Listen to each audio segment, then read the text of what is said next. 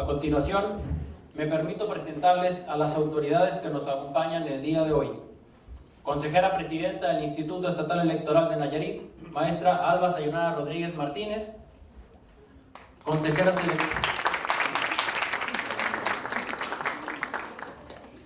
Consejero electoral, maestro Sergio Flores Cánovas.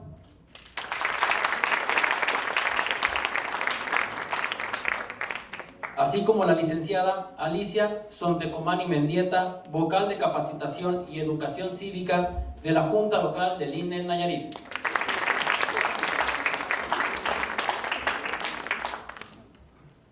Ahora bien, nuestro mismo jurado calificador serán las personas que ya comentamos antes. Asimismo, les presento a quienes el día de hoy, a través de la exposición de ideas y argumentos, debatirán en este espacio. Por el Colegio Cristóbal Colón, el alumno Sebastián Inurreta Castillo.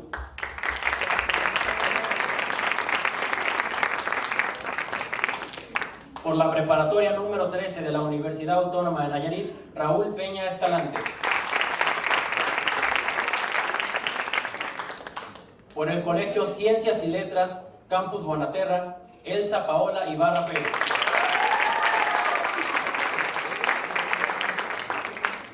Por el Colegio Ciencias y Letras, Campus Boulevard, Paulina Aramara Ponce González.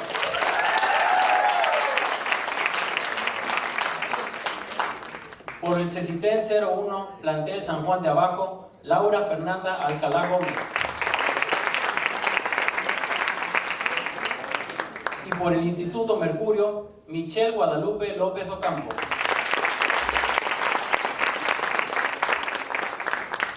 Finalmente, pero no menos importante, bienvenidos alumnos y alumnas de todos los planteles educativos, así como el público en general.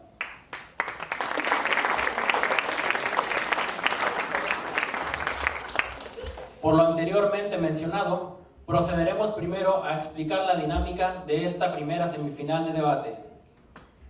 Los estudiantes que representan a sus planteles participarán en el orden que les resultó en igualdad de condiciones mediante el sorteo llevado a cabo el día 7 de octubre en las instalaciones del Instituto Estatal Electoral.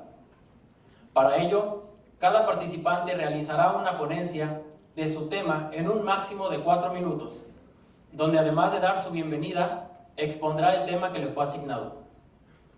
Al concluir su exposición, este permanecerá de pie en el podio, mientras cada participante, de izquierda a derecha, tendrá la palabra para llevar a cabo una réplica de hasta por 2 minutos hasta agotar las participaciones, donde cuestionarán el tema del expositor en turno. Terminada la réplica de todos los participantes, el expositor en turno contará con hasta 2 minutos para externar su contrarréplica, donde además de defender su postura, también hará cierre a su tema y tomará asiento posteriormente. Cabe mencionar que ningún participante podrá hacer uso de la voz hasta que su servidor se los indique. Los rasgos a evaluar serán los siguientes: conocimiento del tema, desenvolvimiento, argumentación y uso adecuado del tiempo. El jurado por el que serán evaluados los participantes fue designado por el Instituto Estatal Electoral y se encuentra conformado por 3 personas de alto prestigio y especialistas en temas político-electorales.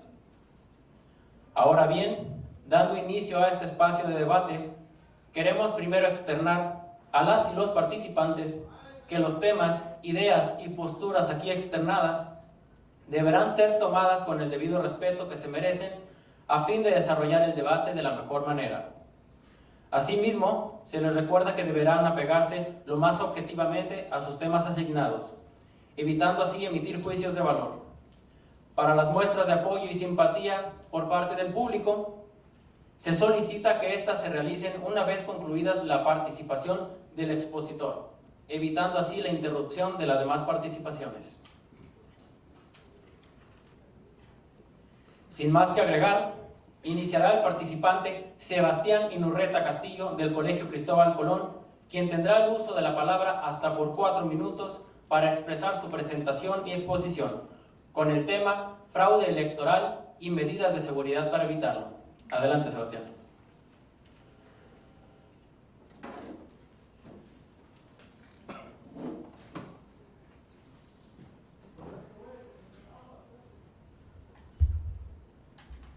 una papeleta de voto es más fuerte que la bala de un fusil. Abraham Lincoln. Muy buenos días a todos los presentes. Mi nombre es Sebastián Urreta Castillo, representante de la Preparatoria Cristóbal Colón, y es para mí un verdadero honor el estar frente a todos ustedes para hablar de un tema que ha sido polémico en la vida política de nuestro país y que es de vital importancia para el desarrollo de nuestra democracia, como lo es el fraude electoral y las medidas de seguridad que podemos tomar para evitarlo. La Real Academia Española define como fraude aquella acción contraria a la verdad y a la rectitud que perjudica a la persona contra quien se comete. Y efectivamente, la única persona que sale perjudicada en un fraude electoral es aquella que creyó en la democracia, aquella que salió a votar, aquella que confió en una verdadera sistema electoral, aquella que confió que con su voto podía cambiar las cosas. Pero para eso nos podemos remontar a un hecho que marcó un antes y un después en la vida democrática de nuestro país, como lo fueron las elecciones de 1988, donde los dos principales candidatos eran Carlos Salinas de Gortari y Cuauhtémoc Cárdenas. Una vez iniciada la justa electoral, el primer informe que llegó a la Secretaría de Gobernación daba una tendencia a favor del candidato Cuauhtémoc Cárdenas. Pero en las primeras horas de la madrugada se anunció mediante cadena nacional una caída en el sistema. Más tarde, cuando se retomó el control del sistema, se daba por ganador a Carlos Salinas de Gortari. Hablar de fraude es muy fácil, comprobarlo es lo difícil. Pero sin duda alguna, esto marcó la forma en que los mexicanos vemos a nuestro sistema electoral.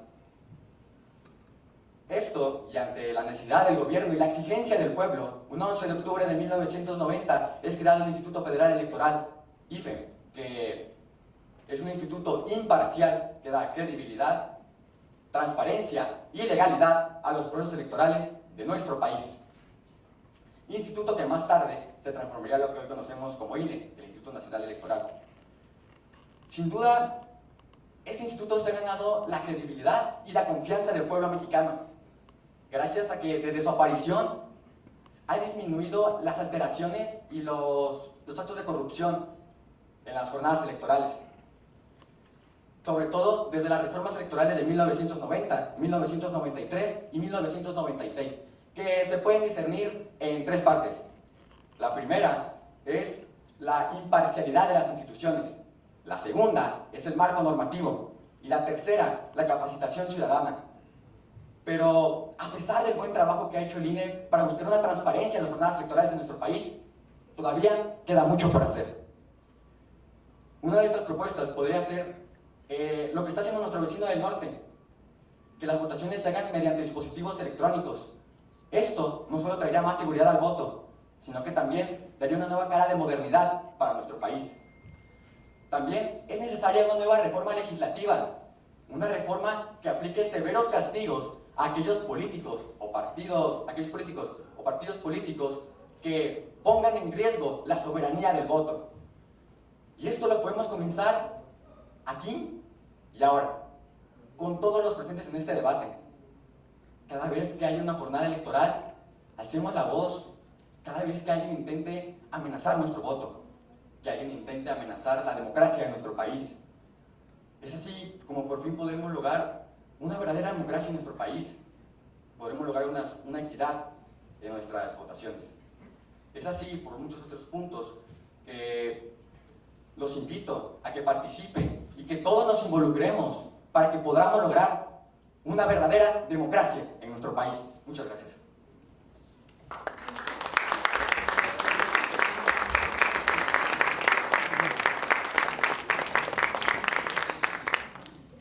Ahora bien, procediendo con las réplicas de hasta por 2 minutos, brindaremos el uso de la palabra al alumno Raúl Peña Escalante de la Preparatoria número 13 de la UAN.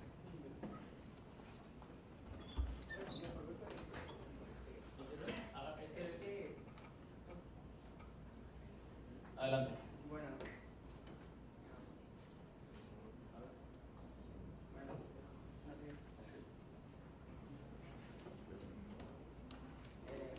hablabas de que con la implementación de los dispositivos móviles sería más seguro las votaciones, pero difiero ante tu prórroga, perdón, porque hiciste alusivo a eso sin tener una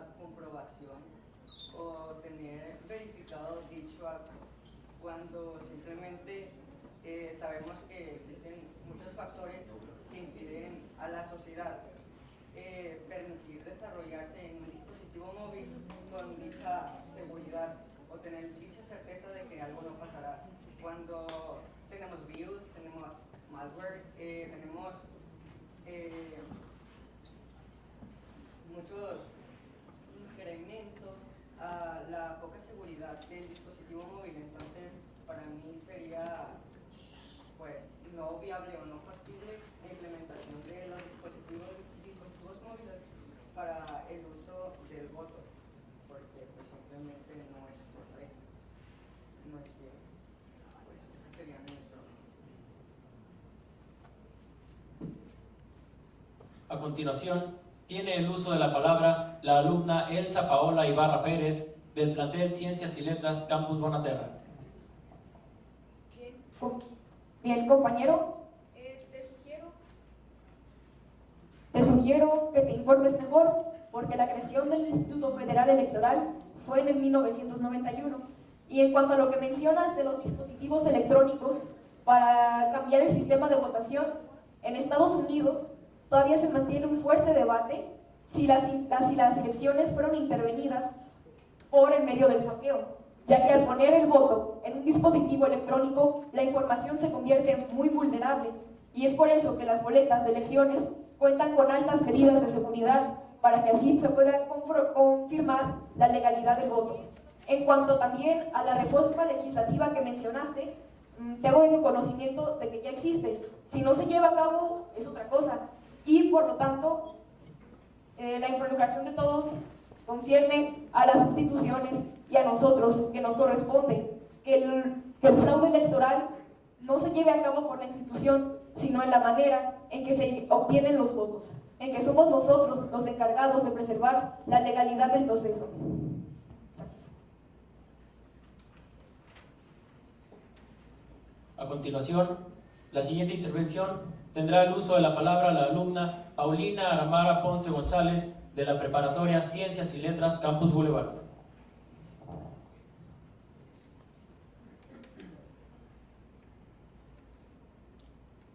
Bueno, no funciona.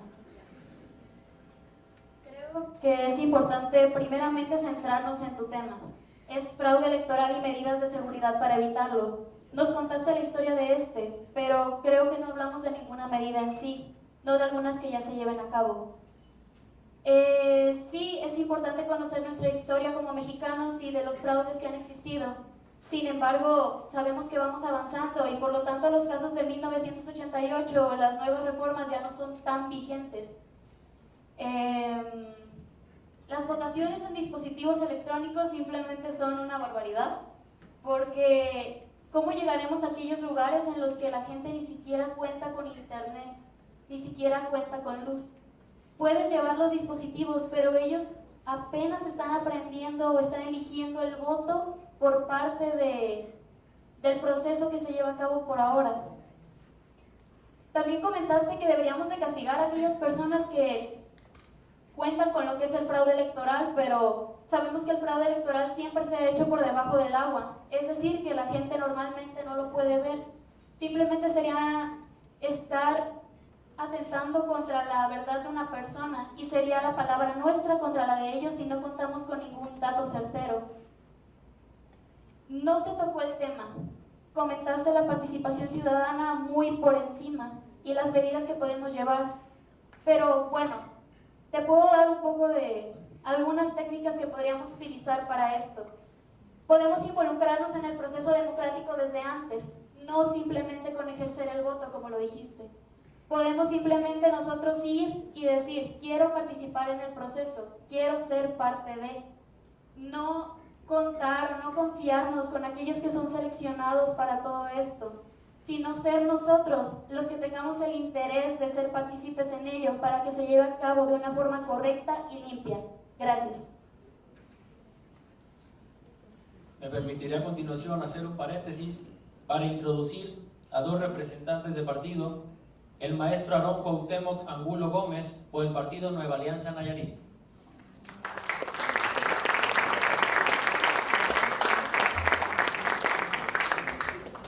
también por el partido Movimiento Levántate para Nayarit, contador Juan Ismael Escobedo Osegueda.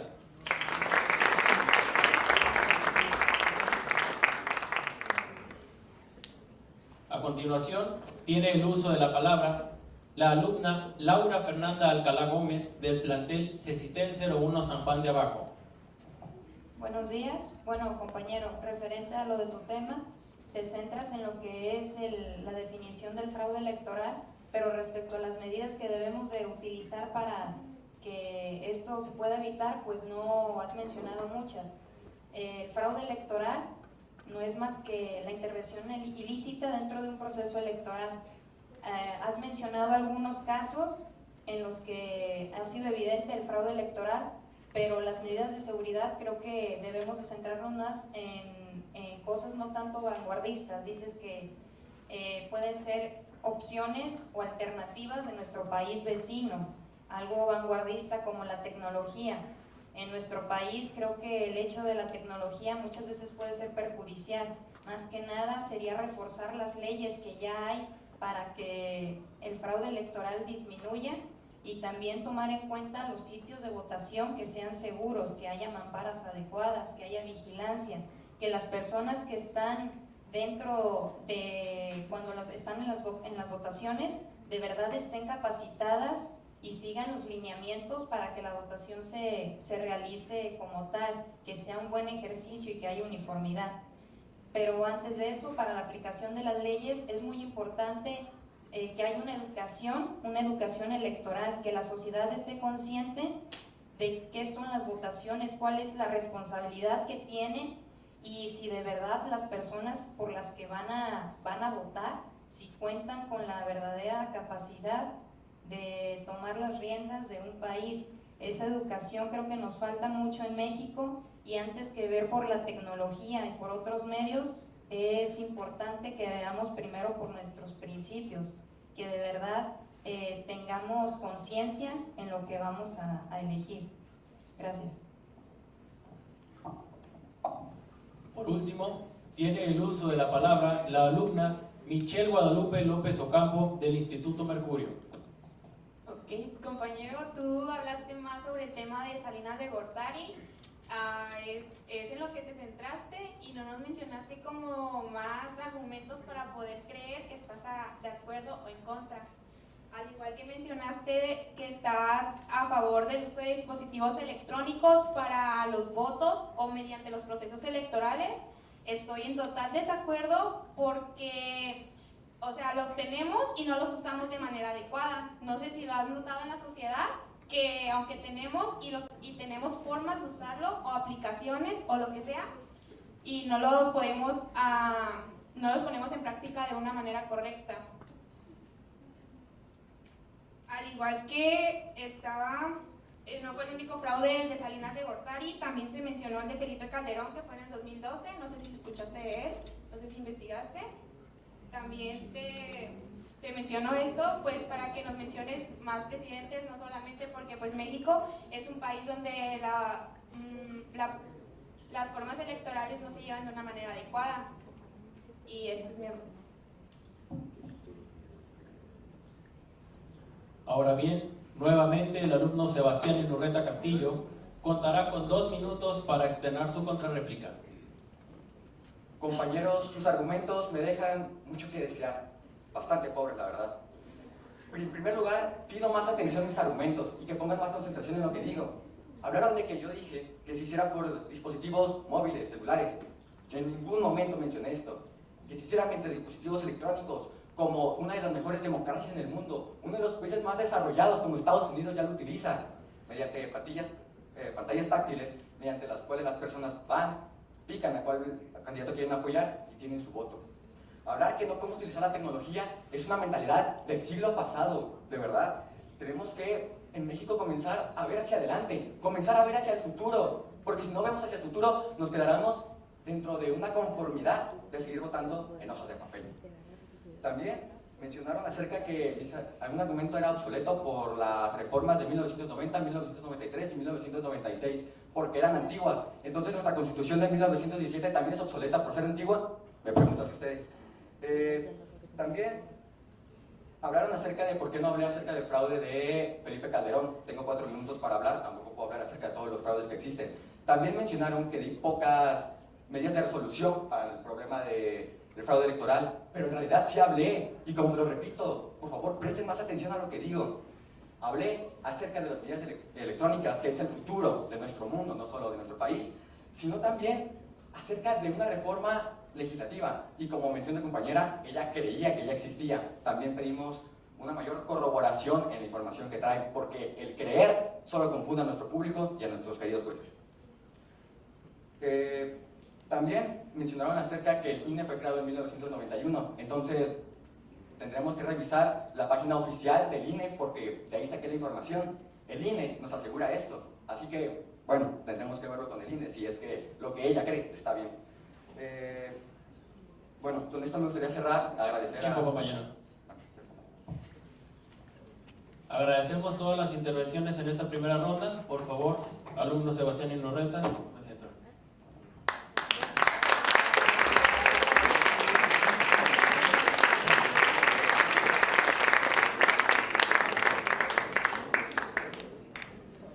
Dando seguimiento al programa, asignaremos el uso de la palabra al alumno Raúl Peña Escalante de la preparatoria número 13 de la UAM, quien igualmente contará con un tiempo de hasta 4 minutos para exponer su presentación con el tema Multipartidismo en México. Buen día, querido público y jurado. Mi nombre es José Raúl Peña Escalante, representante de la Unidad Académica Preparatoria número 13, perteneciente a la Administración de la Universidad Autónoma de Nayarit. Mi tema, como acaban de mencionar, es multipartidismo en México, y este simplemente se resume en el conjunto de grupos políticos que tienen el objetivo de representar a su país. Esa es la definición general, no hay un contexto más amplio, pero para que ustedes puedan comprender un poco más el tema, lo voy a explicar poco a poco. Como todos sabemos, México ha sufrido grandes transformaciones a lo que va de su política y su gobierno, puesto a que nosotros fuimos una colonia de la España, la Nueva España, como nos llamaban. Después de la independencia de México de la tierra peninsular de España, nuestro gobierno dejó de ser un gobierno absolutista, un gobierno virreinal, para ser un gobierno sin política, que después se transformaría a ser un gobierno de bipartidismo. Esto quiere decir que nuestro bipartidismo se refiere a 2 grupos políticos que intentaban obtener el poder. En este caso, el abuelo del PRI, el PRN, si no me equivoco, y otro que perdieron el registro, no recuerdo exactamente cuál es. Para después continuar con el implemento de más estados políticos, otros grupos políticos que también buscaban el poder, como el Partido del Trabajo, Nueva Alianza, Movimiento Ciudadano, que se implementarían después de 1990. Pues esto sería por mi parte todo. Gracias.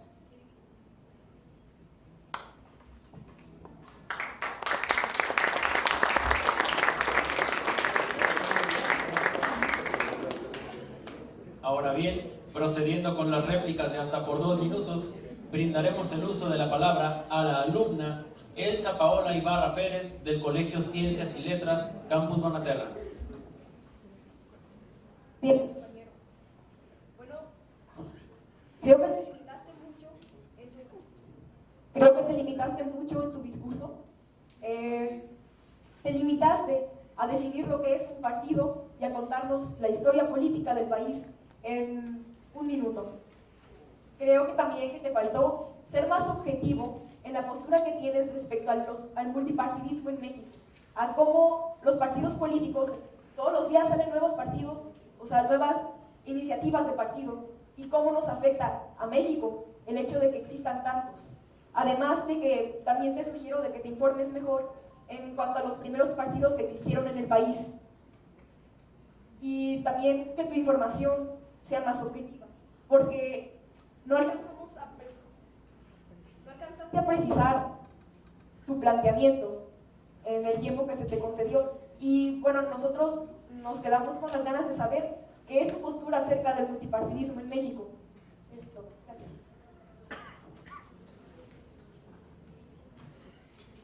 A continuación, tiene el uso de la palabra la alumna Paulina Aramara Ponce González del Colegio Ciencias y Letras Campus Boulevard. El contar la historia de los partidos políticos creo que era innecesario, más cuando no se tenía la información concisa. Debemos enfocarnos en el presente y de ver qué es lo que pasa ahora. Hoy en día contamos con 7 partidos nacionales, de los cuales, por si no se sabía, en el artículo 41, en la sección 2, en el apartado A, dice que cada uno de ellos va a obtener presupuesto multiplicando el número de habitantes por el número del sueldo mínimo. Entonces, por el 65% del salario mínimo. Entonces, esto nos afecta de verdad, nos afecta como ciudadanos.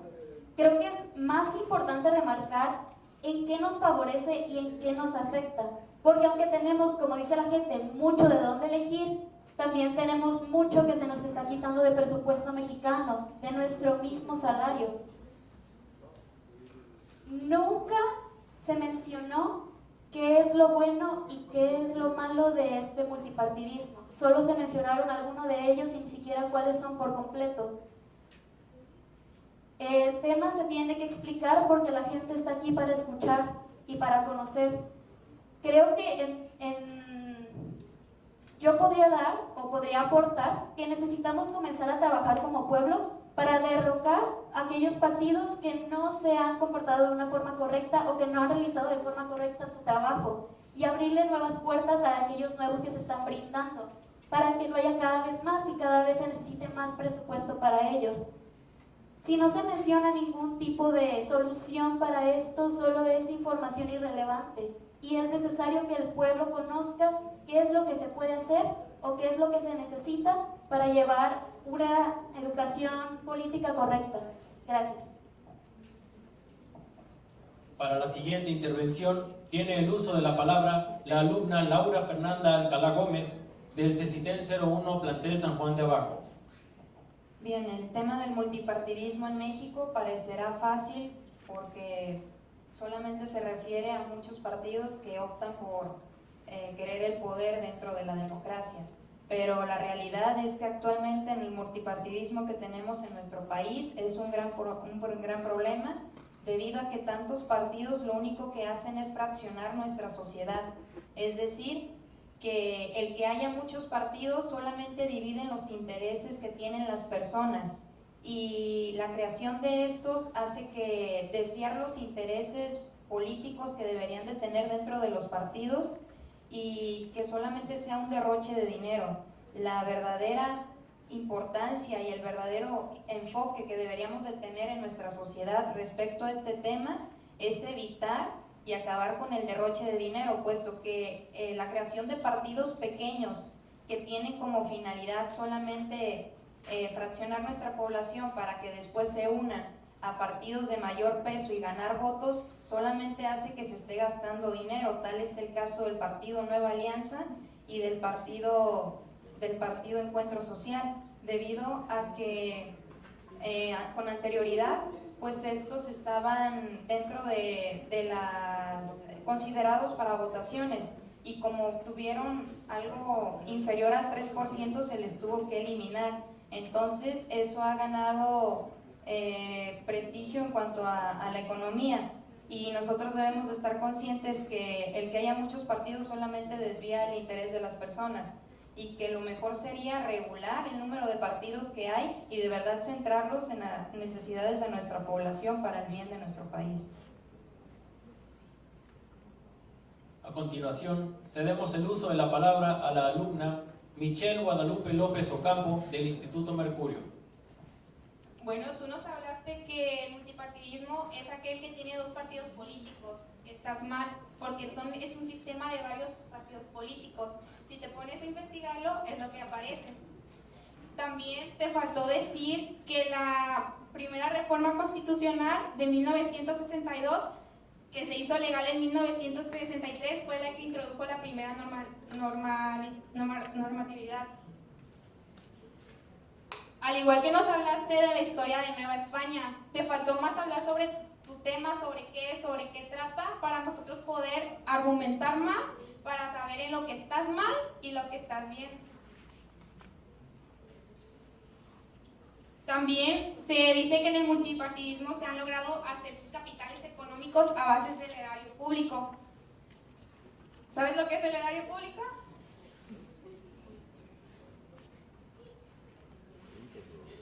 Se dice que la fórmula mágica y que se utiliza en México para el erario es sencilla, pues trata del total del padrón electoral, el salario mínimo, que es igual al presupuesto para actividades ordinarias permanentes. Y esto es para que podamos saber sobre el multipartidismo que existe en México y tengamos como los conocimientos adecuados para poder conocer a nuestro país y saber sobre qué hablamos. Por último, tiene el uso de la palabra el alumno Sebastián Inurreta Castillo del Colegio Cristóbal Colón. Compañero, el presentarse aquí con dudas y el no recuerdo es algo completamente inaceptable. También mencionas la Nueva España, pero ¿qué tiene que ver la Nueva España con la política actual de nuestro país? El multipartidismo en sus inicios se vio como una forma de los partidos grandes, de mayor jerarquía, de tener un poco de competencia y tener una democratización. Pero en los últimos años el multipartidismo ha cobrado un sentido de ideologías, un sentido donde la gente tiene un mayor número de opciones y de posibilidades. Esto ha abrido a México una posibilidad en la democracia. Hay quienes lo critican diciendo que, vaya, estos pequeños partidos lo único que provocan es la distribución del presupuesto y no se utiliza para otro tipo de cosas. Pero en realidad, para eso está el presupuesto, para que las personas tengan la posibilidad de escuchar diferentes mentalidades. ¿Qué sería de nosotros si solo existieran 2 o 3 partidos políticos? 2 o 3 mentalidades cerradas en nuestro país. Para eso existe el multipartidismo, para darle a México un sentido de ideologías y de una nueva democracia.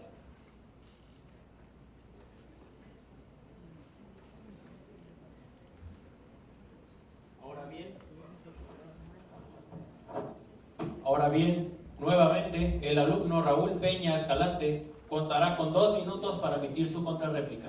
Adelante. Antes de comenzar con mi conclusión, quiero aclarar que hablé del bipartidismo y lo generalicé entre las transformaciones que ha sufrido nuestro país. No dije que el multipartidismo se trataba de 2 partidos políticos. Antes de hacer una prórroga o una crítica, debes escuchar. Mi postura ante el tema del multipartidismo en México, es el siguiente. El multipartidismo, como ya lo había mencionado antes, se define en algo simple. Los múltiples partidos políticos que van de 4 a 8 que intentan gobernar o controlar la situación gubernamental del país. Las ventajas del multipartidismo es que las personas pueden comenzar por parte de su raciocinio a intentar esclarecer por qué partido político votar. Mientras que las desventajas, como ya lo habían mencionado ustedes, si se refieren al derroche que hay económicamente del dinero, antes quiero aclarar que para la entrega del dinero hay una simple ecuación. Como ya lo habían mencionado, es el 65% del salario mínimo por las votaciones del año anterior, no por la población. Sobre eso, para poder tener acceso económicamente y que tu partido siga vigente, debes de haber contado mínimo con el 2% de la votación en el último año. Eso en el artículo número 32 del Instituto Nacional Electoral, que después cambió por una reforma en 2015 a ser el 3%, entonces sería un equivalente de alrededor de 1 millón de votos para poder seguir teniendo tu partido vigente. Mi ideal político es el democrático. Todo el mundo debe ser respetado como personas y nadie debe ser discriminado. Albert Einstein. Gracias.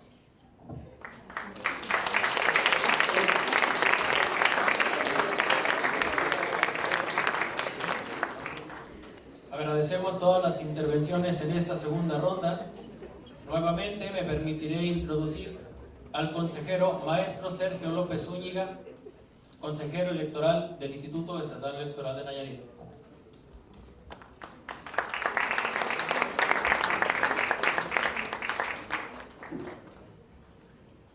A continuación, asignaremos el uso de la palabra a la alumna Elsa Paola Ibarra Pérez del Colegio Ciencias y Letras Campus Bonaterra, quien igualmente contará con un tiempo de hasta 4 minutos para exponer su presentación con el tema ¿Por qué la baja participación ciudadana y por qué no votan los jóvenes? Adelante. Las cifras que al día de hoy nos proporciona el INE son preocupantes.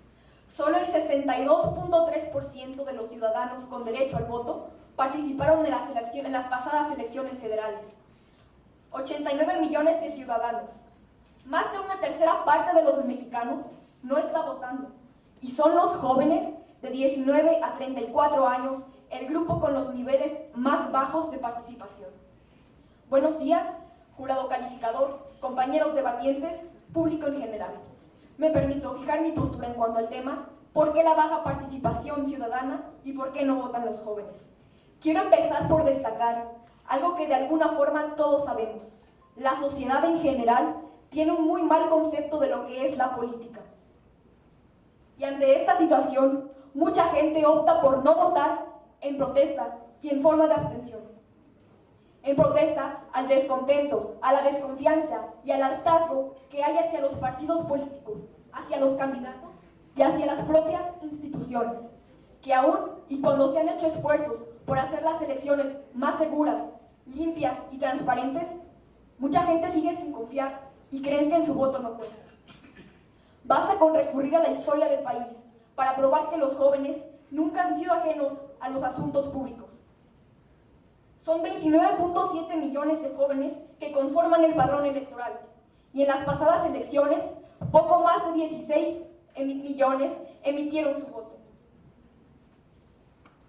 Hacemos referencia al movimiento de 1968 y más tarde a 2012 con el movimiento Yo Soy 132. Eran jóvenes, estudiantes, los que se manifestaron en conformidad a la política actual de esa situación. En ese mismo año, la encuesta nacional de la juventud dio a conocer que el 90% de ellos estaban inconformes con la política en ese momento, calificándola de corrupta y vertical.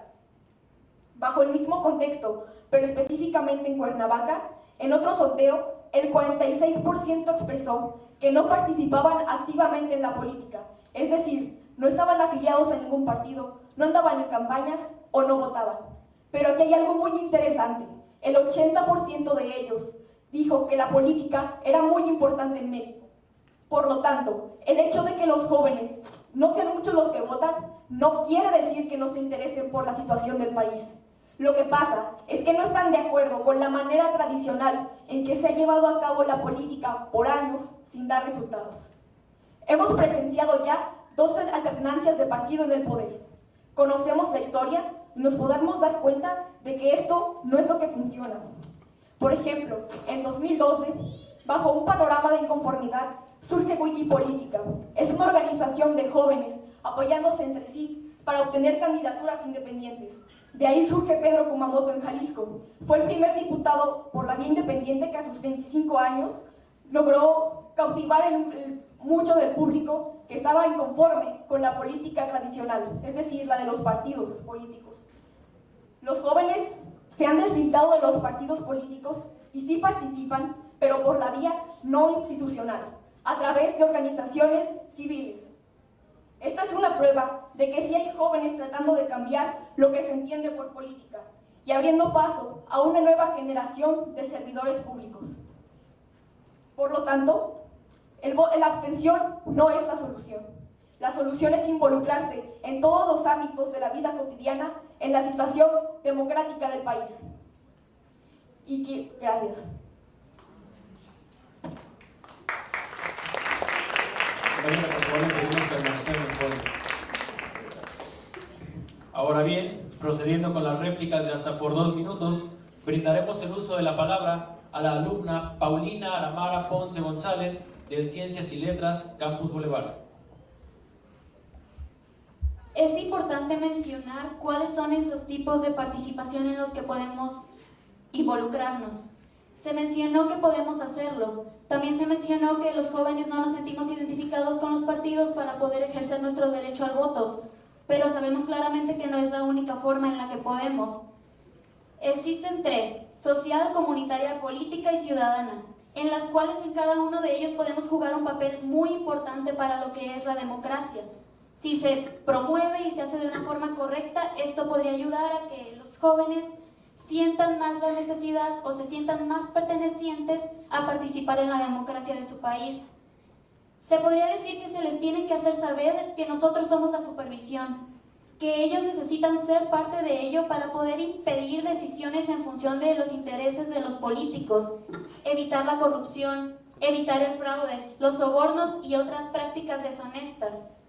Hacerles saber que somos la madera que controla el poder de los políticos, promoverlo para que ellos sepan que a final de cuentas, no solo con su voto, sino también con su participación, podremos lograr tener un país democrático y estable.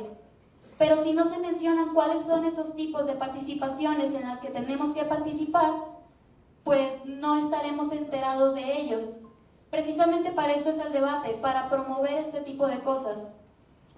En sí, la postura estoy acuerdo con la postura, pero creo que es importante mencionar el tema en sí, que no solo es la baja participación ciudadana y por qué no votan los jóvenes, sino buscar soluciones, porque no tiene caso simplemente mencionar qué es, explicarlo, si no se da a conocer una forma en la que nosotros podamos llevarlo a cabo. Gracias. A continuación, tiene el uso de la palabra la alumna Laura Fernanda Alcalá Gómez del CECITEN 01 San Juan de Abajo. Sin duda alguna, el convencer al sector joven de que participe en la democracia es un problema enorme, porque según el INE, apenas 36.5% de los jóvenes menores de 30 años tuvieron el interés de participar dentro de la política. Y esto no se debe a que sean ignorantes, a que no les importe lo que es la política y lo que es la democracia. Se debe a que hay un desencanto, una apatía, porque no se les involucra en sí dentro de lo que son los ejercicios electorales. El desencanto de la población más joven se debe a que no se sienten importantes dentro de esto. ¿Cómo es posible que 8 de cada 10 jóvenes mexicanos pensaron en las elecciones pasadas que su voto no tenía ningún valor?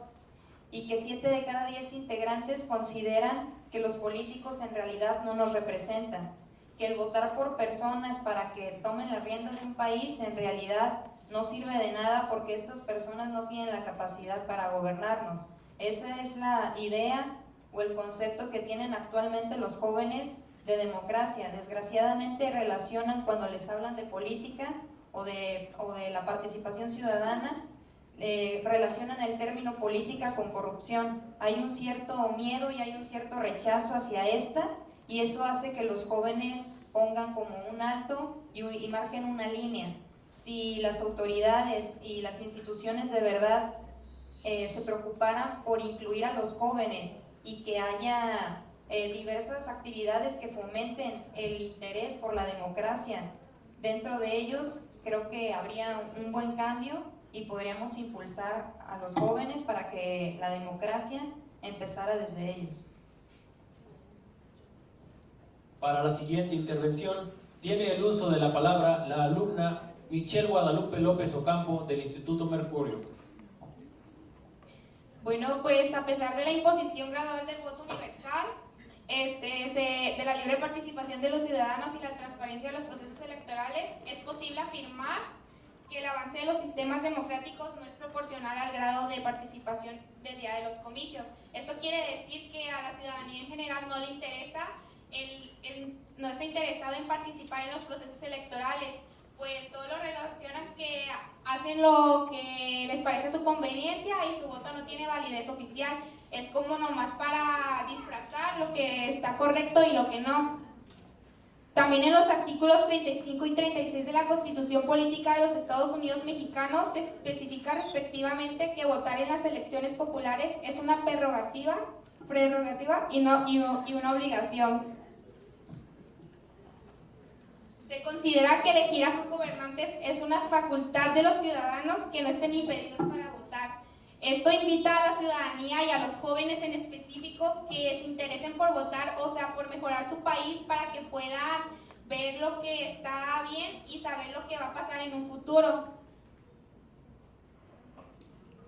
Porque también es considerado que en 1947 no había ciudadanía mexicana, se consideraba hasta los 21 años y estaba reservada solo para los hombres a partir de los 21.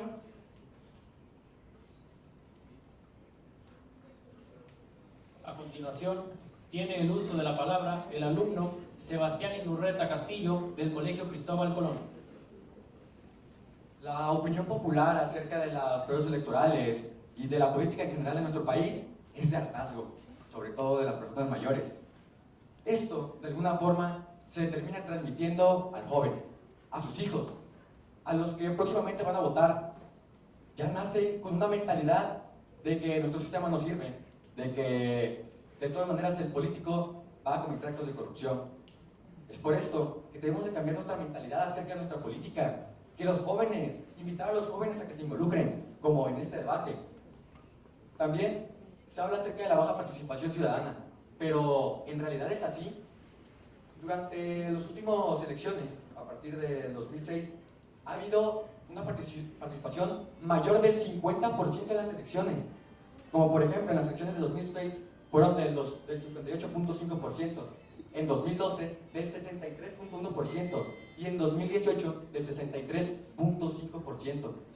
Son cifras, en realidad, bastante aceptables a comparación de otros países alrededor del mundo. Se habla de la baja participación ciudadana, pero como lo podemos ver en estos datos, la gente está comenzando a participar, la gente se está comenzando a involucrar en nuestra política. Y en un futuro se podría hablar de una mejor democracia y una mejor participación ciudadana, tanto de los jóvenes como de los sectores en general. Por último, tiene el uso de la palabra el alumno Raúl Peña Escalante de la preparatoria número 13 de la UAN. Bueno, pues para continuar con la prórroga de mi compañera, en realidad concuerdo un poco con su ponencia y difiero ante la de los demás, puesto a que en realidad es todo lo contrario a lo que han mencionado la gente. Como lo mencionó Sebastián, se ha empezado a involucrar mucho en los procesos electorales, puesto a que poco a poco los partidos políticos tratan de atraer un poco más a las personas. ¿Con qué? Dándoles una buena comunicación, tratando de atraerlos un poco más y atraer su voto. Entonces, solo tenemos que aclarar que le faltó a ella aclarar por qué es la apatía. La apatía del voto joven y la baja participación ciudadana se puede definir en una sola palabra: abstinencia democrática. Abstinencia, pues como lo sabemos, es dejar de hacer algo. Y pues democrática, pues ya sabemos qué significa. Entonces, pues eso sería mi réplica para la compañera y su ponencia. Gracias. Nuevamente, la alumna Elsa Paola Ibarra Pérez contará con 2 minutos para emitir su contrarréplica. Bien, primero que nada quiero agradecerles la oportunidad que me ha brindado de aportarles más información sobre mi tema.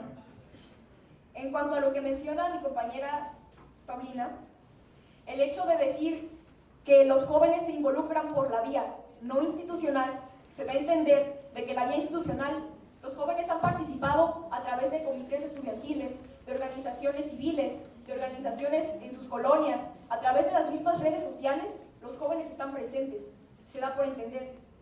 Además de que creo que se limitaron mucho mis compañeras a abonar información más que cuestionarme, porque pues es cosas que todos lo sabemos, todos investigamos previamente sobre el tema.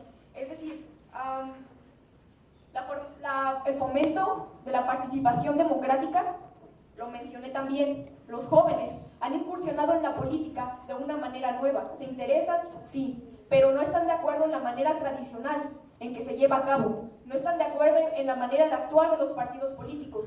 No están de acuerdo en cómo se manejan las elecciones, y de que siempre y cada 6 años, cada 3 años, es el mismo sistema repetitivo y cuadrado. Han optado por cambiar esto. Además de que, bueno, sí esperaba un cuestionamiento más fuerte de su parte, aunque creo que todos coincidimos en el mismo punto. Gracias.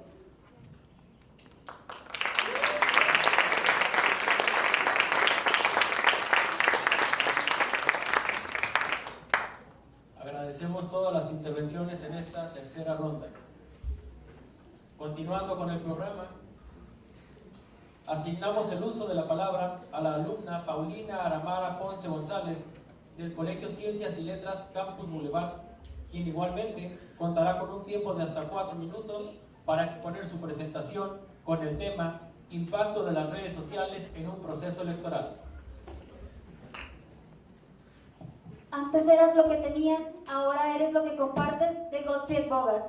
Muy buenos días, mi nombre es Paulina Aramara Ponce González y soy estudiante del Colegio de Ciencias y Letras Plantel Boulevard. Hoy con mucho gusto vengo a presentarles un tema que merece precisa atención de nuestra parte, porque es algo que se ha estado dando con mucha frecuencia en nuestra sociedad. Este es el impacto de las redes sociales en nuestros procesos electorales. ¿Qué es lo que necesita el mexicano para poder ejercer un voto informado y a la vez no verse ni sentirse bombardeado por toda esa información que puede ser falsa y se presenta en redes sociales? Primero, es importante definir qué es una red social.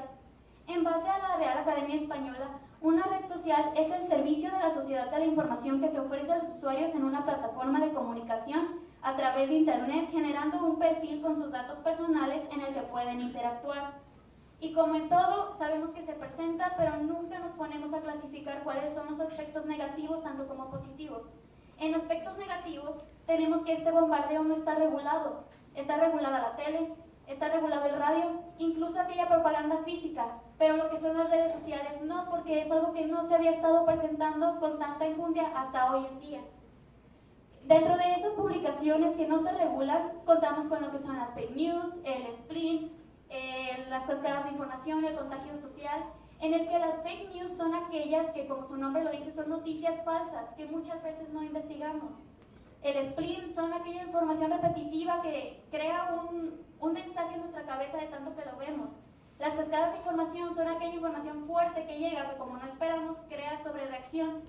Y el contagio social es, como lo dice su nombre, que nos vamos a ver infectados o nuestro criterio se verá infectado por lo que opina la gente a nuestro alrededor. Pero no solo hay cosas malas, tenemos beneficios muy buenos de los que podemos aprovecharnos si lo llevamos de una forma correcta. De hecho, el 74.3 millones de mexicanos son internautas, es decir, que saben manejar lo que es el Internet, que saben manejar lo que son las redes sociales. El 63% de esos internautas ya tienen edad para votar, el 20% son jóvenes entre 18 y 24 años de edad. Considerando esto, y considerando a la vez que las nuevas generaciones cada vez vienen más preparadas y más conscientes en lo que es el medio ambiente, podemos optar por en un futuro pensar en hacer campañas sustentables. ¿A qué me refiero con esto? Optar porque las redes sociales sean un tipo de propaganda y poco a poco ir disminuyendo la propaganda física para poder ayudar a nuestro planeta y que sea una forma más ecológica de llevar a cabo todo esto. Pero somos un país al que le falta mucha educación democrática. Es decir, que sabemos que se nos va a presentar la información en redes sociales y sabemos que la mayoría de la gente no va a optar por otras alternativas. Debemos de dejar en claro eso. Hay una persona que ya utilizó esto, se llama Kumamoto. Él fue electo para diputado en el año 2015 en la ciudad de Guadalajara. Y él optó por una campaña sustentable. ¿Por qué? Porque era un candidato independiente que no contaba con mucho presupuesto. A partir de ahí podemos hablar del impacto, de que nosotros como jóvenes, considerando que van a ayudar a nuestro planeta, que no se va a gastar mucho dinero, que podría invertirse en cosas mucho más importantes, y que nosotros nos demos cuenta de eso y optar por aquellos candidatos que están buscando por un bien más general para nuestro país, eso nos va a ayudar tanto a nosotros como a ellos. Se facilita el acceso a la información, se promueven los votos. Las redes sociales son una muy buena herramienta, siempre y cuando primero se dé la educación democrática, siempre y cuando primero se le haga entender a la gente que necesita saber lo que es la información que se le brinda para poder elegir de dónde ocuparla.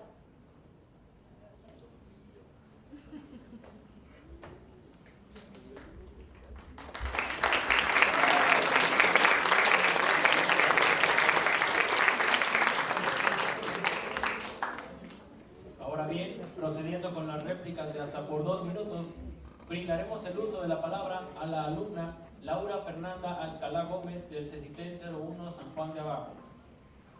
Bien, actualmente los diferentes actores políticos tienen perfiles de Facebook, YouTube, Twitter y diferentes redes sociales. Esto les ha ayudado a ellos a incrementar su popularidad. Pero si dejamos de lado algunas acciones que hemos tenido dentro de la política desde tiempos de antaño, creo que nos inclinaríamos a que la democracia no se realice como tal. Anteriormente los políticos realizaban sus propuestas y hacían propaganda de ellos mismos en lo que querían realizar con la gente, estrechando manos, con el contacto físico hacia las personas. Actualmente el uso de las redes sociales ha hecho que se crea una falsa relación con las personas, puesto que es como nada más como lo pintan. Inclusive ellos comparten imágenes que quizás a nosotros nos hacen ver que han alcanzado mucha popularidad, que tienen contacto con las personas, que se preocupan por las personas mayores, por los niños, que tienen de verdad una preocupación por la sociedad dentro de diferentes ámbitos. Pero realmente creo que si dejamos de lado eso, no nos serviría mucho dentro de la democracia. La verdadera solución sería que reguláramos el uso de nuestras redes sociales dentro de la política y que volvamos a tiempos anteriores, a uso de acciones que se hacían antes, que es como el verificar. Más que nada debemos de reforzar nuestra crítica y nuestro uso de razonamiento de lo que nos están proponiendo los diferentes actores políticos dentro de una misma contienda electoral. A continuación, tiene el uso de la palabra la alumna Michelle Guadalupe López Ocampo del Instituto Mercurio. Bueno, pues nos hablaste que habría un 73% de la población que tiene edad para votar, que un 20% son jóvenes, y me gustaría saber qué pasa con el resto. Al igual que también de esta forma se involucra la popularidad de opciones de actores políticos, porque lo que hacen por las redes sociales es actuar, no lo hacen de manera como demostrativa para creer que sea verdad. Al igual que nosotros no imaginamos que Facebook se convertiría en una de las herramientas más importantes en los procesos electorales, porque es la manera de difusión, es la manera en que nos dan a conocer cómo y por qué, o qué es lo que hacen para nosotros como influenciarnos sobre lo que ellos quieren dar a conocer para ganar o para hacer propaganda. Esta es una manera muy eficaz para ellos, pues no invierten, es una manera de difusión en la que no se invierte, al igual que si lo hacen de manera como con carteles o de otra manera donde ellos vayan personalmente a hacerlo y no solamente a disfrazarlo.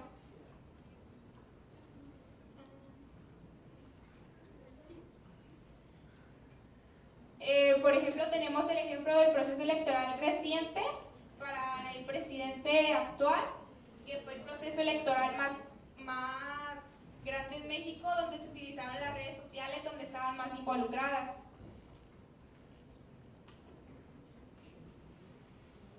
También yo creo que se basan mucho en la participación, por ejemplo, en lo de Barack Obama en 2008, quien fue uno de los primeros políticos en descubrir la utilidad de las redes sociales, y los invito a informarnos más correctamente sobre el uso adecuado que les podemos dar a esto. Tiempo, compañera.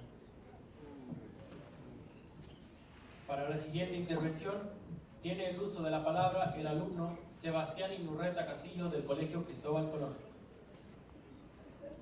Compañera, estás un poco confundida. El tema que se te dio a debatir es el impacto de las redes sociales en los procesos electorales, no el impacto de las redes sociales en la ecología, que fue en lo que te concentraste. Las redes sociales han sido, en los últimos años, uso de todas las personas. Con decir que Facebook tuvo más de 2.000 millones de usuarios el año pasado. Y es que, según datos de Global Social Media Landscape, los mexicanos utilizamos un promedio de 3 horas y media en las redes sociales. Esto afecta directamente, ya que son muy fáciles de usar. Simplemente encendemos nuestro celular, entrar a la aplicación que queremos y listo. Tenemos toda la información del mundo a nuestro alcance. Y es algo que se debería regular y se debería de estudiar. No se tiene todavía la información suficiente acerca de esto, porque las redes sociales afectan en la decisión que va a tomar una persona que no ha decidido su voto. Afecta en lo del joven que utiliza de manera consecuente las redes sociales. Me gustaría dar el ejemplo de cuando se dio la muerte de Osama Bin Laden, el famoso terrorista. Las cantidades de tweets, las cantidades de noticias que llegaron a las redes sociales fueron tales que Twitter se cayó. Esto es un ejemplo de la cantidad de información que tenemos. También reiterar que es importante que las redes sociales sean manejadas de una buena manera dentro de un proceso electoral. Dar nuevas propuestas para que esto se pueda mejorar y no venir a hablar acerca de la ecología.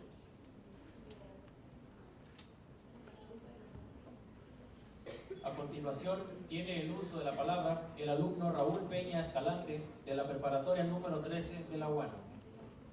La compañera mencionaba y hacía hincapié que en México hay poca educación democrática. En realidad considero que es todo lo contrario, puesto a que en nuestras ponencias, las últimas 4 ponencias, incluyendo la de la compañera, hemos demostrado que poco a poco la gente se va incluyendo más en cada proceso electoral. Entonces, considero que esto en realidad no es del todo cierto y necesitarías incrementar tu búsqueda de indagación un poco mejor para que tengas resultados correctos y verídicos. También dijiste que las redes sociales generan mucha manipulación. Bueno, cada representante gubernamental o que quiere representar algún aspecto que tenga que ver con la política tiene una página de Facebook, de Twitter, YouTube, cualquiera. Generalmente esas páginas siempre están verificadas y no puede haber plagio de tal. Entonces considero que con un buen raciocinio no hay nada que te manipule. Gracias.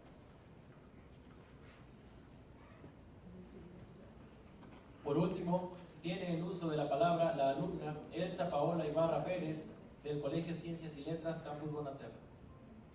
En primer punto, mencionaste que las redes sociales no están reguladas, pero te faltó ser más clara en una medida que se pudiera tomar para que como ciudadanos nos involucremos en cuestionar, en informarnos y en comprobar la información que de estas recibimos. Por ejemplo, en 2018, en las pasadas elecciones federales, el INE llevó a cabo una estrategia junto con otras fuentes hasta ese momento confiables de información. Era el hashtag verificando 2018. Esto evitó, en alguna cierta medida, que la gente se dejara llevar por lo que compartían otros medios y así tomar una decisión más informada, pues la solución para la desinformación es la información verificada. También has mencionado que deberíamos hacer más usos de las redes sociales y que el 63% de los usuarios, de los internautas, están en edad de votar.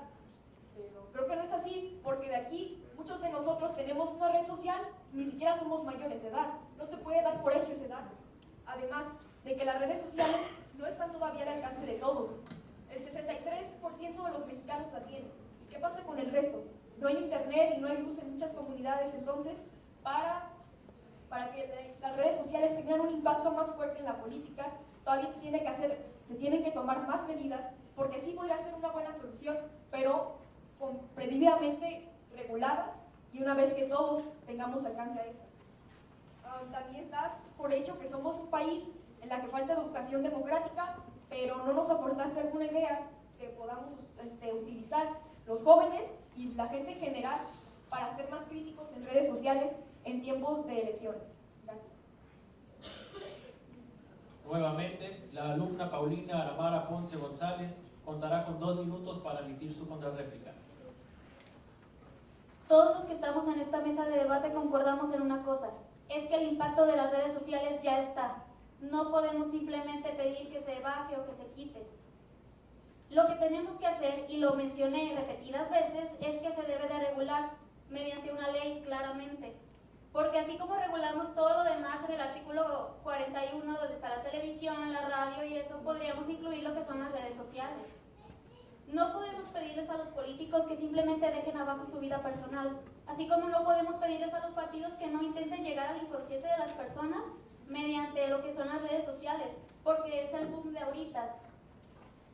Ellos lo que hacen es actuar como una imagen en una red social. A lo que yo me refiero es que separen su vida personal de lo que son los partidos políticos y solo promover lo que son sus propuestas, promover lo que son la finalidad del partido en sí y no de su vida personal y de lo que han hecho para apoyar a la ciudadanía para hacerse quedar bien. Se mencionó que 74.3 millones de mexicanos son internautas y que de ese 74.3 el 65.8% son los que tienen la edad de la votación. No se mencionó que solo el 65.8% tiene lo que es la red social. El impacto ya está. Debemos de optar por alternativas simplemente. Debemos de buscar que esto se regule para que se utilice de una forma correcta. Y sí, hablé de lo que es la ecología y de lo que es bajo presupuesto. Pero pues si ya está, podemos tomar beneficio, llevarlo de una forma correcta y qué mejor que ayudar al medio ambiente. Porque claro, las nuevas generaciones somos a las que nos va a tocar cuidar este aspecto. Y hacerlo de esta forma, más la nueva tecnología, podría ser de una forma muy correcta para nosotros. Y creo que sería todo. Gracias.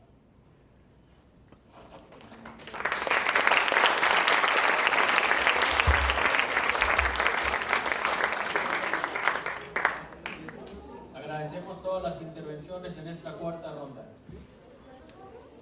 Siguiendo el programa, asignaremos el uso de la palabra a la alumna Laura Fernanda Alcalá Gómez del CECITEN 01 Plantel San Juan de Bajo, quien igualmente contará con un tiempo de hasta 4 minutos para exponer su presentación con el tema La lucha por la igualdad de género y en contra de la discriminación en los procesos electorales. Construir un México libre de discriminación, donde la inclusión y la no discriminación han sido unos factores importantes para nuestra población. Muy buenos días, respetables compañeros participantes, honorable jurado calificador y demás personal que nos acompaña. Dentro de este tema quiero hacer hincapié en lo que es la igualdad de género y la no discriminación. Contarles un poco de historia, decirles que desde tiempos anteriores, dentro del proceso de la democracia, se excluían a lo que eran las mujeres, los esclavos, los extranjeros y los indígenas. Actualmente siguen existiendo problemas en cuanto a la equidad de género y la discriminación. Por lo tanto, se hace hincapié en que tengamos una equivalencia, algo igualitario entre las personas, puesto que los problemas de género han hecho que nuestra democracia, en vez de fluir y de avanzar, al contrario, se ha visto estancada. Actualmente existen lineamientos y una guía de no discriminación que nos ayudan para que las personas podamos seguirlos y que haya una verdadera equidad de género. Sin embargo, muchas de las personas no estamos conscientes de la existencia de estos y necesitamos mantenernos informados. Todo esto ya lo habíamos comentado desde antes por la falta de educación electoral que tenemos en nuestro país. Mencionarles que en el artículo 4 constitucional nos menciona que el hombre y la mujer son iguales ante la ley. Sin embargo, actualmente pareciera que no seguimos estos lineamientos.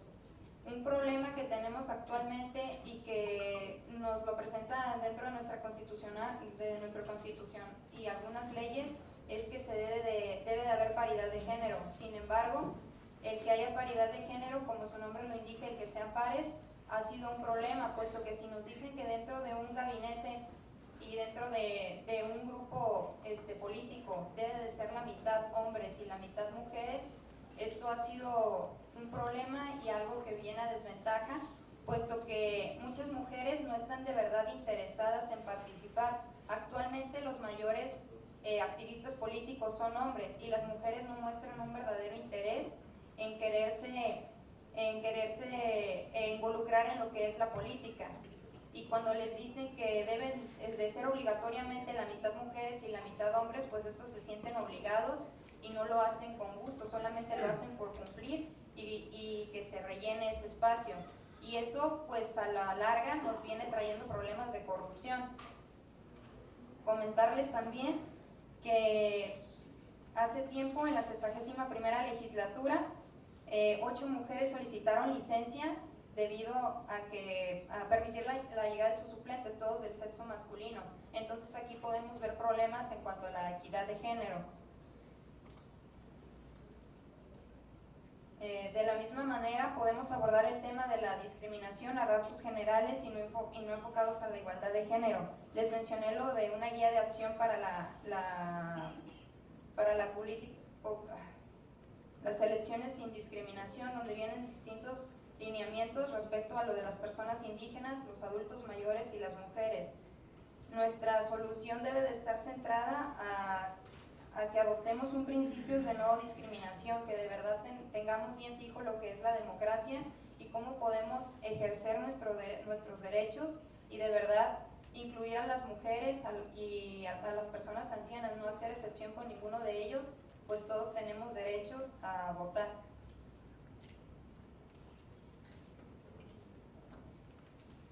Procediendo con las réplicas de hasta 2 minutos, brindaremos el uso de la palabra a la alumna Michelle Guadalupe López Ocampo del Instituto Mercurio. Ok, bueno, pues en esto estoy en total de acuerdo que la mujer ha tenido un papel desfavorable en lo que atañe el ejercicio de los derechos fundamentales para la participación política. Al igual que el derecho a votar a la mujer en México se consiguió legalmente en 1953, el año siguiente entró en vigor y la reforma de 1950 a la reforma y en 1955 votaron por primera vez en una elección federal. En 1953 se publicó la reforma en los artículos 34 y 115 fracción 1 constitucionales en las que se le otorgó con plenitud los derechos ciudadanos a la mujer. Al igual que en estos procesos no se les toma muy en cuenta como de manera legal o de manera justificada para que la mujer pueda participar, porque se le hace a un lado o se le discrimina solo por ser mujer. De igual manera, comentar que la mujer pueda participar de manera adecuada y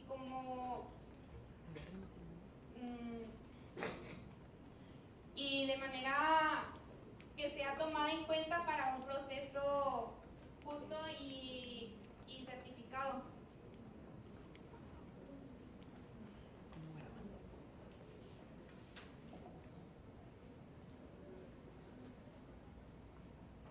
A continuación, tiene el uso de la palabra el alumno Sebastián Inurreta Castillo del Colegio Cristóbal Colón.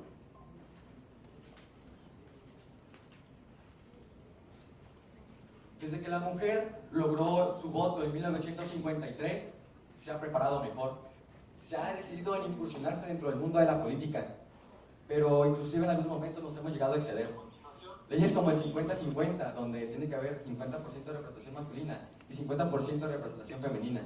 Es cierto, tiene que haber una igualdad de género, pero dentro de la política nos tenemos que fijar más en las ideas que tiene la persona que va a participar, en que la persona que tenga el cargo, no importa si sea hombre o si sea mujer, que tenga las capacidades necesarias para estar en el cargo.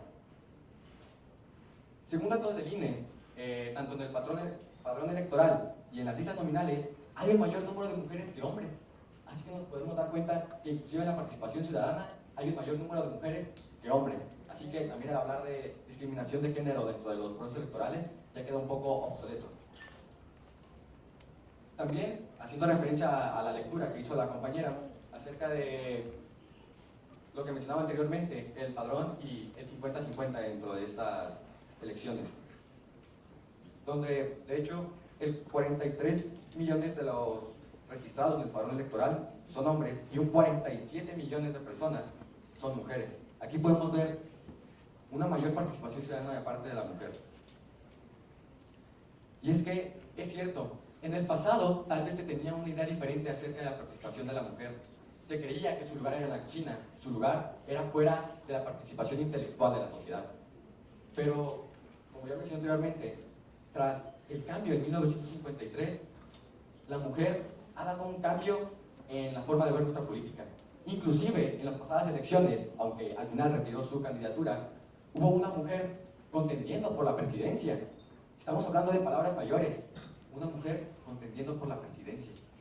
Entonces es aquí cuando nos cuestionamos si en realidad existe una desigualdad de género. Tiempo, compañero.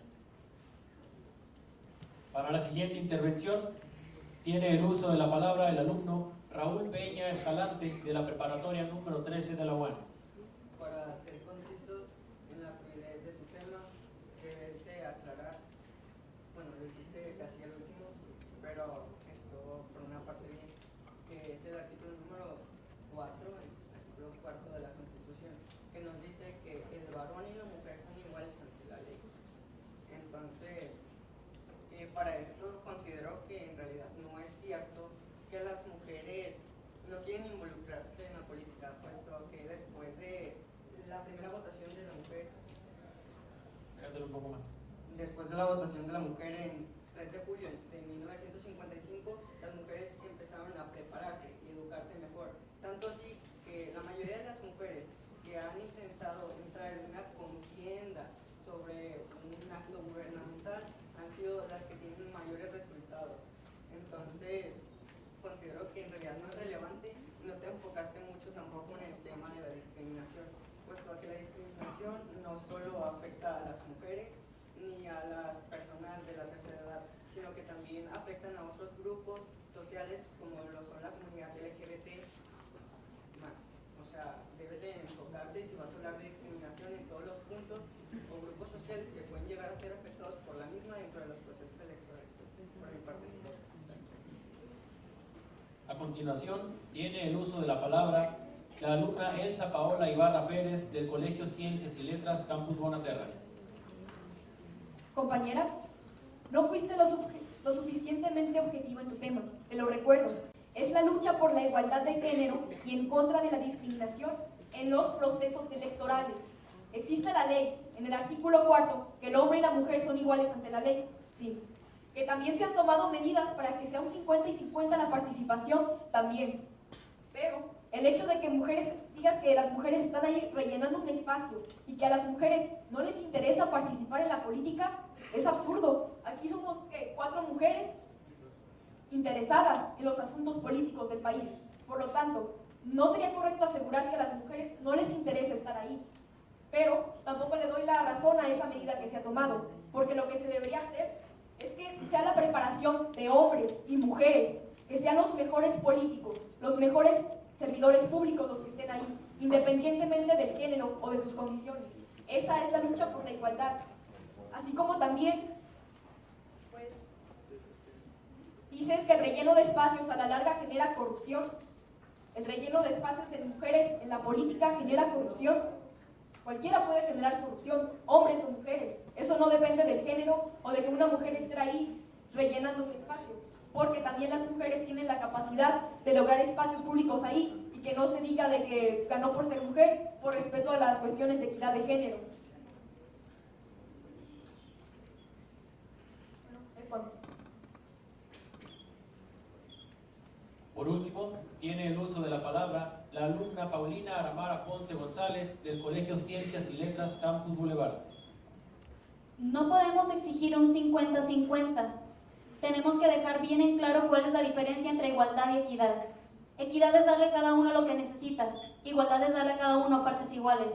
Entonces, si sabemos que proviene desde la infancia esto, que no se nos prepara para ser líderes, que no se nos prepara para obtener un puesto, ¿por qué no darle a las mujeres desde pequeñas esa equidad que se necesita para que también estén preparadas de la misma forma en la que lo están los hombres al llegar a la mayoría de edad y poder obtener un puesto político?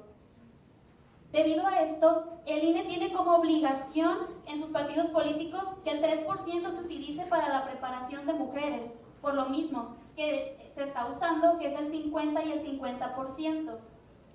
Pero no debería de ser así, debería de ser desde mucho antes de donde comience esta preparación, para ahora sí poder hablar de una igualdad de género, para ahora sí poder hablar de que los dos debemos de tener partes iguales.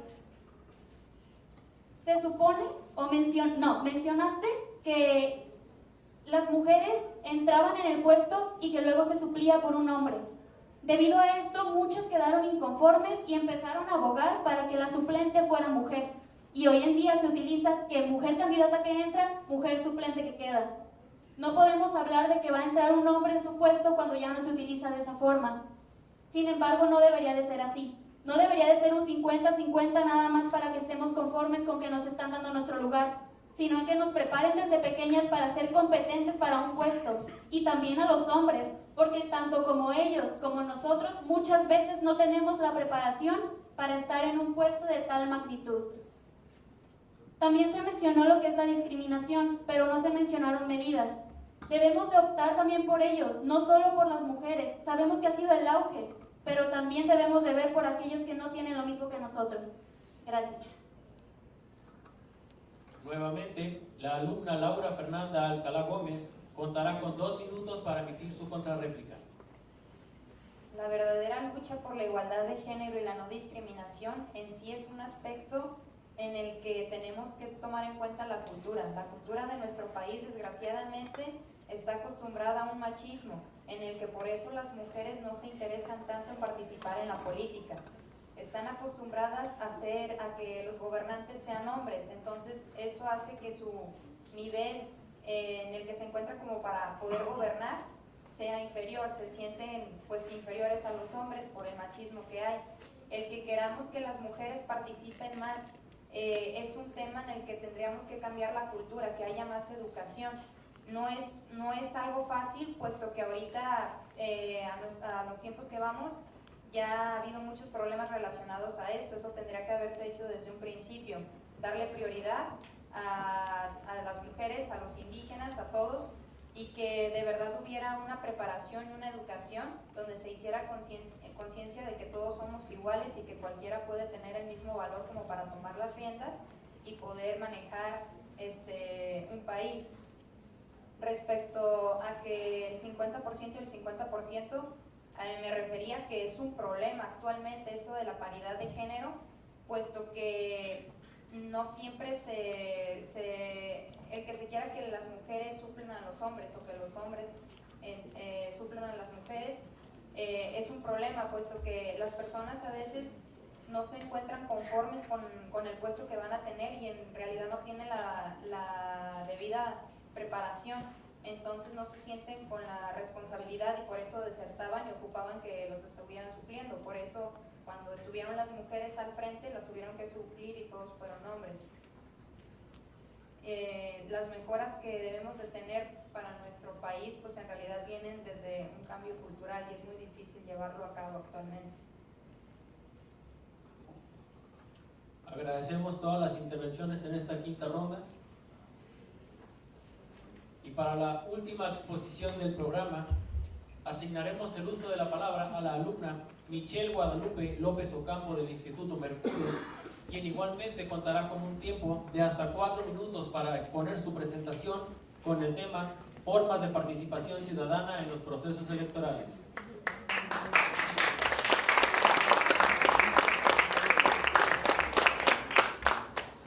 Buenos días, mi nombre es Michelle y debatiré sobre el tema ya mencionado, formas de participación ciudadana en los procesos electorales. Para esto, primeramente, tendremos que tomar en cuenta la participación como el poder y la capacidad de toda persona de actuar en el mundo en el que vive. Algunas de las palabras claves en este tema son ciudadanía, gobierno mexicano, asuntos públicos y garantías individuales. El gobierno mexicano es la dirección política y administrativa de la nación. Los asuntos públicos se refieren al comportamiento o acciones o decisiones que involucran a la sociedad en general. Las garantías individuales son todas aquellas cuestiones de derecho que un individuo ya desde su nacimiento disfruta y podrá exigir que se cumplan y que tienen como objetivo final la consecución de la paz. Uno de los temas con mayor frecuencia que involucran a los políticos mexicanos es el pronunciar en sus discursos, es el de participación ciudadana. Hablan de la importancia y de su necesidad, pero no de la profundización de la democracia en nuestro país. La democracia es una forma de organización social que atribuye la titularidad del poder en conjunto de la sociedad. La primera respuesta que dio el gobierno hacia esta crisis fue la elaboración de una reforma política electoral. En 1977 se manifestaron artículos de la Constitución mexicana para permitir la inclusión de nuevos partidos políticos al sistema y abrir los cauces de participación política institucional. El primer esfuerzo hecho por el gobierno fue el del presidente Miguel de la Madrid. En 1983 se aprobó la Ley Federal de Planeación. Además se creó el Sistema de Nación de Planeación Democrática. La participación no se limita al voto como muchas personas piensan. Se distingue entre participación social, comunitaria, política y ciudadana. Todos estos tipos de participación son muy importantes. Los regímenes democráticos, hay que advertir que son las democracias contemporáneas donde generalmente están los 4 tipos de participación. La participación ciudadana es la intervención organizada de cada ciudadano o individuo a organizaciones sociales y civiles en los asuntos públicos. Esto nos involucra a todos. En efecto, la participación ciudadana no aparece mágicamente en un régimen democrático. En este sentido, todo sistema político necesita 4 requisitos para lograr consolidar, que son el respeto de las garantías individuales, los carteles institucionales y normas jurídicas, la información y el más importante, la confianza por parte de los ciudadanos hacia las instituciones democráticas. En estas formas de participación es necesario que tomemos en cuenta lo que tenemos que hablar, lo que tenemos que acerca de nuestro país para poder informarnos de manera adecuada y correcta. Pues esto involucra el progreso de nuestro país. Es necesario que nosotros tengamos en cuenta todo lo que pasa en nuestro país dependiendo de la participación y hacer una participación adecuada. Muchas veces solamente la hacen de una manera como convenenciera, puede ser económicamente, ya que les pagan para que ejerzan su participación. Debemos de tomar en cuenta que la participación no solamente es tiene que ver con lo electoral, sino que lo electoral incluye a todo lo que sucede en nuestro país. Continuando con las réplicas de hasta 2 minutos, brindaremos el uso de la palabra al alumno Sebastián Imurreta Castillo del Colegio Cristóbal Colón.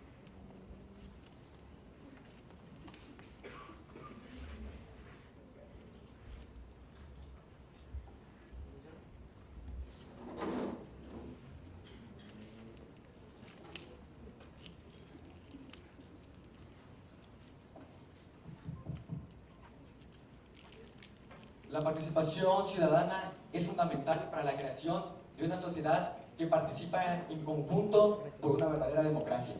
Solo con la participación ciudadana lograremos unas verdaderas elecciones legítimas y una buena democracia en nuestro país. Como lo puede ser, ya como sucedió en las elecciones pasadas, la participación de redes sociales, dando su voto o dando su preferencia hacia un candidato. Aquí también se puede juntar un esquema de debate dentro de las redes sociales como participación ciudadana. También en las votaciones, saliendo a votar, apoyando a nuestros sistemas electorales. Y también como visores de las jornadas electorales, para que estos puedan involucrarse más y denunciar en caso de que alguien ponga en riesgo la soberanía del voto. Y es que la participación ciudadana va de la mano con la libre expresión. Libre expresión que en México se ha perdido, se ha manchado, con decir que México está dentro de los 10 países más peligrosos para ser periodista en todo el mundo. Entonces, ¿cómo queremos una buena participación ciudadana si ni siquiera los periodistas pueden hacer bien su trabajo?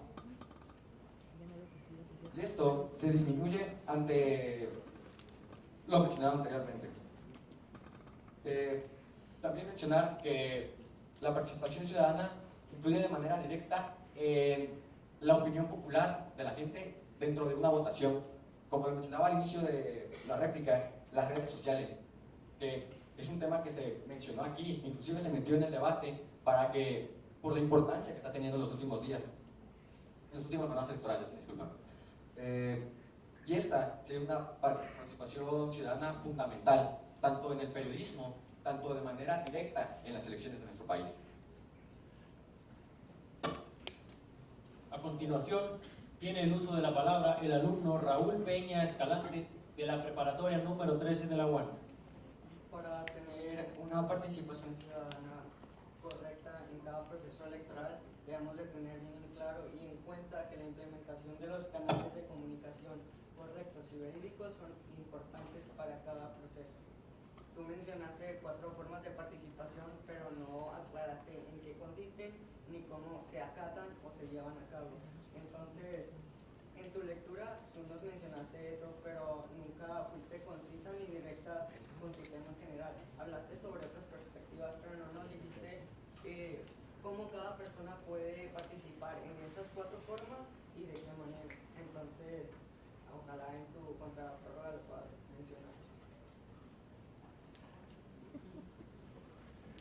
Para la siguiente intervención, tiene el uso de la palabra la alumna Elsa Paola Ibarra Pérez del Colegio Ciencias y Letras Campus Bonaterra. Compañera, me parece que has venido aquí a leernos un ensayo. No lograste a mí convencerme de nada. Te dedicaste a definir lo que es la participación, a lo que es la participación electoral, pero no fuiste clara al momento de mencionar las diferentes formas de participación en los procesos electorales, que te recuerdo es tu tema.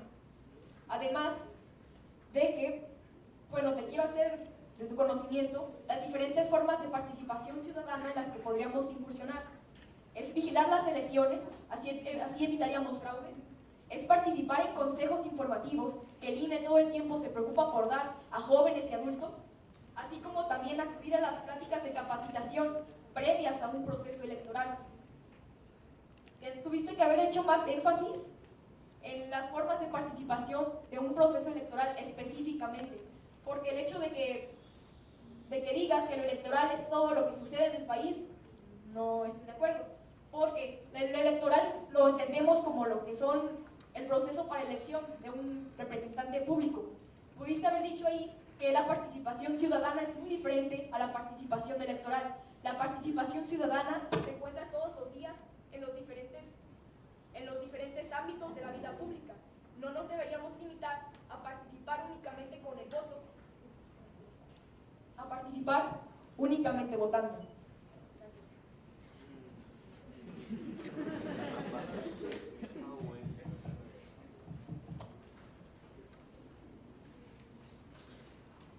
A continuación, tiene el uso de la palabra la alumna Paulina Aramara Ponce González del Colegio Ciencias y Letras Campus Tepic. El tema es formas de participación ciudadana, en las cuales no se profundizó para nada. Se comentaron cuáles eran algunas de ellas, de las cuales solo se explicó una. En lo que está la política, la social y la ciudadana. No se explicó lo que era la política ni la social. La social es simplemente hacer de la democracia tu día a día, comentarla y fomentarla. Y la política es ser parte de ello en un proceso directo, es decir, incursionar ya sea en un partido o ya sea de forma independiente en ello. No se explicó ni siquiera en la ciudadana cómo podemos y de dónde podemos nosotros ser partícipes de ello. No se explicó la importancia tampoco. Debemos de saber que con esto podemos reducir el fraude, que es uno de los problemas más importantes que tenemos en la democracia mexicana. Tampoco se explicó que en el artículo 41 especifica cuáles son estos tipos de participación y en cuáles nosotros nos podemos incursionar y nos podemos enterar. Simplemente el tema se tocó por encima, que es algo que no se debería de hacer, ya que a nosotros no nos da herramientas para poder refutar de una forma correcta y lo único que podemos hacer es agregar información y medidas. Por eso es que agregaré una medida. Algo que podemos hacer es promover la participación, como ya lo hemos dicho en todos los temas, porque es lo esencial para que la democracia se dé de una forma correcta en México. No hay educación democrática, hay muy poca. Promoviendo la participación podríamos crear que ésta crezca y así que México tenga mayores porcentajes de votantes, mayores porcentajes de jóvenes involucrados y mayores porcentajes en todo aspecto en el que nosotros podamos ser partícipes de ello, en el que se dé a conocer que la democracia y que el gobierno de nuestro país es algo importante. Gracias. Por último, tiene el uso de la palabra la alumna Laura Fernanda Alcalá Gómez del CETITEL 01, plantel San Juan de Abajo. Si bien participar es el dar opciones y cambiar la realidad, mencionaste que hay 4 formas de las cuales de participación ciudadana, pero no te enfocaste en cuáles son y cómo se llevan a cabo. Y difiero en eso respecto a las investigaciones que hice. Son 3 formas de participación, son simples y generales. La primera es de presencia, que tiene que ver simplemente con reuniones o el escuchar o el que la ciudadanía escuche mensajes políticos. La segunda tiene que ver con activación, que simplemente se refiere a que las personas participen en manifestaciones o bien en campañas políticas. Y la tercera tiene que ver simplemente con participación, y esto lo podemos decir que es el voto. El problema que tenemos actualmente con la participación ciudadana es un término que se menciona mucho dentro de los mensajes de los políticos, pero en realidad no hay una correcta participación ciudadana. Esto se debe a que no votamos con valores y principios. Entonces eso hace que las personas no se sientan importantes y tienen una baja participación, puesto que el tema de la política no es algo verdaderamente de su interés. Y la solución de esto sería promover cosas sencillas, pequeñas actividades, pequeñas acciones que hagan que las personas aumenten su interés por la política, y que eso pueda hacer que los comentarios buenos de esto haga que otras personas también se quieran ver involucradas en ello, e incluso ellas mismas hacerse partícipes dentro de la política, no solamente como escuchando a otros, sino querer también aportar.